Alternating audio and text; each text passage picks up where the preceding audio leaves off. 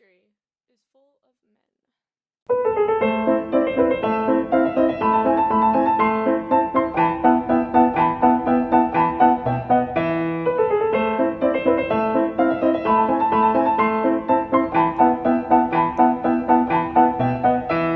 Yeah, sure, we learned a few female names like Rosa Parks and Harriet Tubman. While these are amazing women, it barely scratches the surface of women in history. An artist named Judy Chicago wanted to change that mindset and bring light to the countless number of women that were set out to change the world. Her creativity led to the well known dinner party installation, which included tiles, plates, and placemats, all each honoring 39 women. This art piece led to a ginormous following, making people around the world want to contribute to her piece. However, she had no way to honor all these women herself, thus leading to the creation of the International Otter Quilt in 1980, where people around the world would submit 24 by 24 by 24 triangle quilt, honoring a woman of their choice. This led to 539 installments.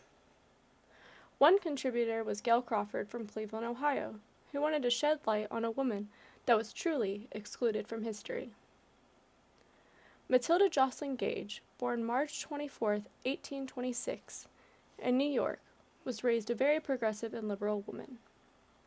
After Gage's marriage at 18, she focused in on her 4 children, but she often wrote articles and petitions regarding women's and slavery issues. Her passion for equal rights led her to the public sphere in 1852 when she gave her first speech at the National Women's Rights Commission, leading her deep into the women's suffrage movement.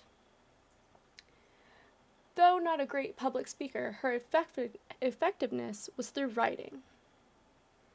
She served as president, chair, and secretary of National Women's Suffrage Association, and president of the New York State Suffrage Society for 9 years. She edited the National Citizen and Ballot Box articles from 1878 to 1881. She also worked along larger names like Susan B. Anthony and Elizabeth Cady Stanton, so why isn't she well known? Gage's beliefs were unorthodox, as some might say, at least for the times, which led to Anthony taking Gage's motives out of the women's suffrage movement. Gage targeted the church, stating that religion is the root cause for the oppression of women and African Americans. These ideas were truly ahead of her time. Gage wrote part of the history of women's suffrage along with Anthony, and completed her own book, Women, Church, and State, fully excluding why, if there is always religion, there will never be freedom and equal rights. Contributor Crawford fully points out these notes, that her own religious beliefs is why she is written out of history. Her quilt entry displays this. Crawford created beautiful beading and colorful fabric hidden behind netting. This netting symbolizing the covering of Gage in history. But she puts a labrys breaking through the netting. A labrys is known in different mythologies as a Greek and Minoan butterfly goddess, meaning rebirth. Crawford wants Gage's story to be known, and making this quilt rebirths her name in history, and the labrys breaking through the netting shows that it's impossible to wipe out a woman forever.